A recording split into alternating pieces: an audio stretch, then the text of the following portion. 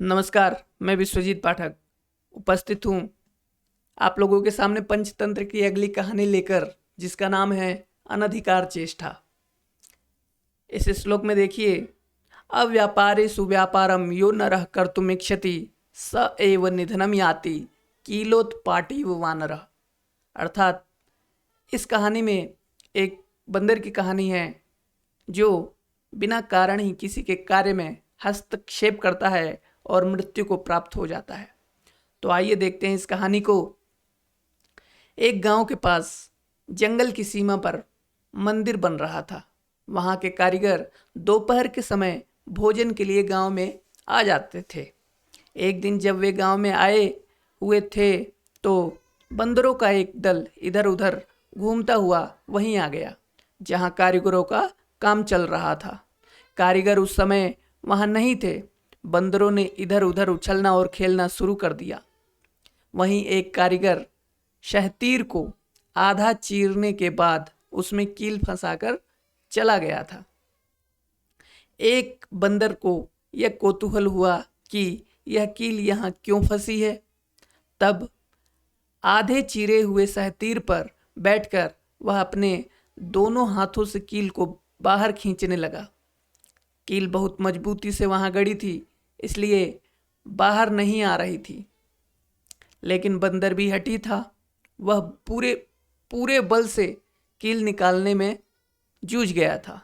अंत में भारी झटके के साथ वह कील निकल आई, किंतु उसके निकलते ही बंदर का पिछला भाग सहतीर के चीरे हुए दो भागों के बीच में आकर पिचक गया। अभागा बंदर वहीं तड़प तड़प कर मर गया।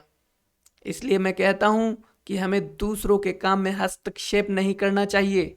हमें शेर के भोजन का अवशेष तो मिल ही जाता है, अन्य बातों की चिंता क्यों करें। दमनक ने कहा, कर्टक, तुझे तो बस अपने अवशिष्ट आहार की ही चिंता रहती है, स्वामी के हित की तो तुझे परवाह ही नहीं। कर्टक कहता है, हमारी हित चिंता से क्या होता है, हमारी गिनती उसके प्रधान सहायकों में नहीं है। बिना पूछे सम्मति देना मूर्खता है, इससे अपमान के अतिरिक्त कुछ नहीं मिलता। दमनक बोलता है, प्रधान अप्रधान की बात रहने दे, जो भी स्वामी की अच्छी सेवा करेगा वह प्रधान बन जाएगा, जो सेवा नहीं करेगा वह अप्रधान और प्रधान पद से गिर जाएगा। राजा, स्त्री और लता का यही नियम है कि वे पास रहने वाले को ही अपनाते हैं। कर्टक बोलता है, तब क्या किया जाए, अपना अभिप्राय स्पष्ट कहो। दमनक बोलता है, आज हमारा स्वामी बहुत भयभीत है। उसे भय का कारण बताकर संधि, विग्रह, आसन, संश्रय, द्वेधी भाव आदि उपायों से हम भय निवारण की सलाह देंगे। कर्टक, तुझे कैसे मालूम कि स्वामी भयभीत है? दमनक कहता है, यदि जानना कोई कठिन नहीं है, यह जानना कोई कठिन नहीं है। मन के भाव छिपे नहीं रहते। चेहरे से, इशारे से, चेष्टा से, भाषण शैली से, आंखों की भ्रूभंगी से वे सबके सामने आ जाते हैं। आज हमारा स्वामी भयभीत है, उसके भय को दूर करके हम उसे अपने वश में कर सकते हैं, तब वह हमें अपना प्रधान सचिव बना लेगा। कर्टक कहता है, तू राज सेवा के नियमों से अनभिज्ञ है, स्वामी को वश में कैसे करेगा? दमनक, मैंने तो बचपन में अपने पिता के संग खेलते खेलते राज सेवा का पाठ पढ़ लिया था। राज सेवा स्वयं एक कला है, मैं उस कला में प्रवीण हूँ। यह कहकर दमनक ने राज सेवा के नियमों का निर्देश किया। राजा को संतुष्ट करने और उसकी दृष्टि में सम्मान पाने के अनेक उपाय भी बतलाए। कर्टक दमनक की चतुराई देखकर दंग रह गया। उसने भी उसकी बात मान ली और दोनों शेर की राजसभा की ओर चल दिए। दमनक को आता देखकर पिंगलक द्वारपाल से बोला, हमारे भूतपूर्व मंत्री का पुत्र दमनक आ रहा है, उसे हमारे पास बेरोक आने दो। दमनक राजसभा में आकर पिंगलक को प्रणाम करके अपने निर्दिष्ट स्थान पर बैठ गया।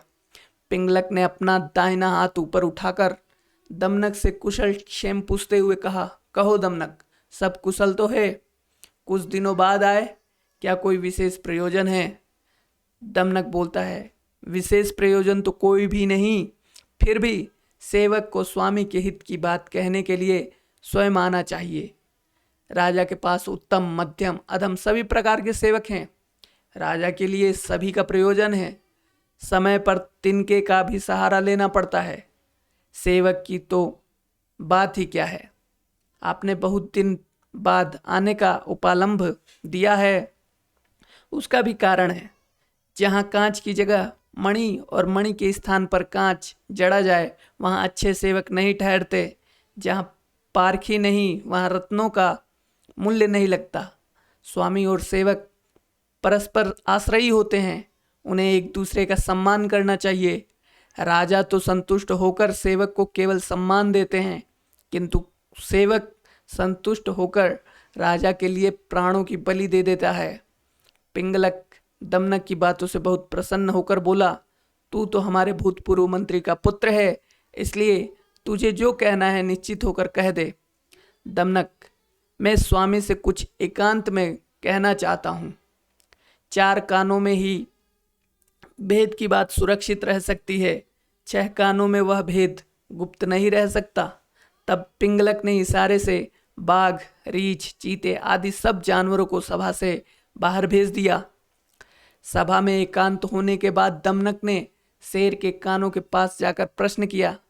दमनक पूछता है, स्वामी, जब आप पानी पीने गए थे तब पानी पिए बिना लौट क्यों आए थे?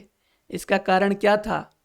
पिंगलक ने जरा सूखी हंसी हंसते हुए उत्तर दिया, कुछ भी नहीं। दमनक बोलता है, देव, यदि यह बात कहने योग्य नहीं है तो मत कहिए। सभी बातें कहने योग्य नहीं होती। कुछ बातें अपनी स्त्री से भी छुपाने योग्य होती हैं, कुछ पुत्रों से भी छिपा ली जाती है। बहुत अनुरोध पर भी ये बातें नहीं कही जाती। पिंगलक ने सोचा, यह दमनक बुद्धिमान दिखता है, क्यों न इससे अपने मन की बात कह दी जाए। यह सोचकर कहने लगा, पिंगलक, हे दमनक, दूर से जो यह हुंकार की आवाज आ रही है उसे तुम सुनते हो? दमनक, सुनता हूँ स्वामी। उससे क्या हुआ? पिंगलक, दमनक, मैं इस वन से चले जाने की बात सोच रहा हूँ। दमनक, किस लिए भगवान? पिंगलक बोलता है, इसलिए कि इस वन में यह कोई दूसरा बलशाली जानवर आ गया है। उसी का यह भय, घोर गर्जन और भयंकर आवाज आ रही है। अपनी आवाज की तरह वह स्वयं भी इतना ही भयंकर होगा, उसका पराक्रम भी इतना ही भयानक होगा। दमनक, स्वामी, ऊंचे शब्द मात्र से भय करना अब युक्तियुक्त नहीं है। ऊंचे शब्द जो अनेक प्रकार के होते हैं, मेरी मृदंग, पटह, शंख, काहल आदि अनेक वाद्य हैं जिनकी आवाज बहुत ऊंची होती है। उनसे कौन डरता है? यह जंगल आपके पूर्वजों के समय का है, वह यही राज्य करते थे। उन्हें इस तरह छोड़कर जाना ठीक नहीं। ढोल भी कितनी जोर से बजता है। गोमायु को उसके अंदर जाकर ही पता लगा कि वह अंदर से खाली था। पिंगलक ने कहा, गोमायु की कहानी कैसे? दमनक ने तब कहा, ध्यान देकर सुनिए। आगे की कहानी सुनने के लिए बने रहे हमारे साथ। धन्यवाद।